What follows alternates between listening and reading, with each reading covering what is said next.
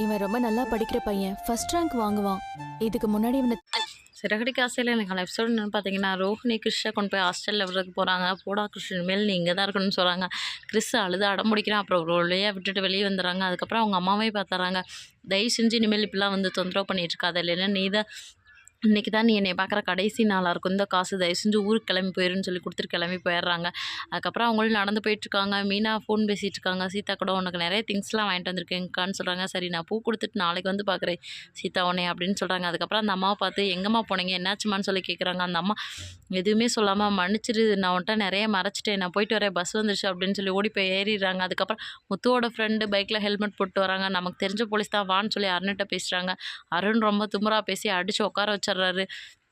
தேவையில்லாமல் பேசுகிற வேலை வச்சுக்க, அதை போய் ஃபைனை கட்டிட்டு கிளம்புடா அப்படின்னு சொல்லி உட்கார வச்சிடுறாரு. அதுக்கப்புறம் இந்த பக்கம் முத்து உட்காந்துருக்காங்க. மீனா வந்து அங்கே நான் பார்த்தா எல்லாத்தையும் சொல்ல ஆரம்பிச்சிடுறாங்க.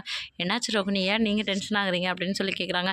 இல்லை மீனா சொல்கிறாங்களா அதை கேட்டுட்ருக்கேன் அதான் அப்படின்னு சொல்லிட்டு இருக்காங்க. அதுக்கப்புறம் ஆமாங்க, எனக்கு அத்தை பார்த்தேன்னு சொன்னது எல்லாமே உண்மைதாங்க, அவங்க பாட்டி எதேதோ சொல்லி சமாளிச்சுட்டு அங்கேருந்து போயிட்டாங்கன்னு சொல்லி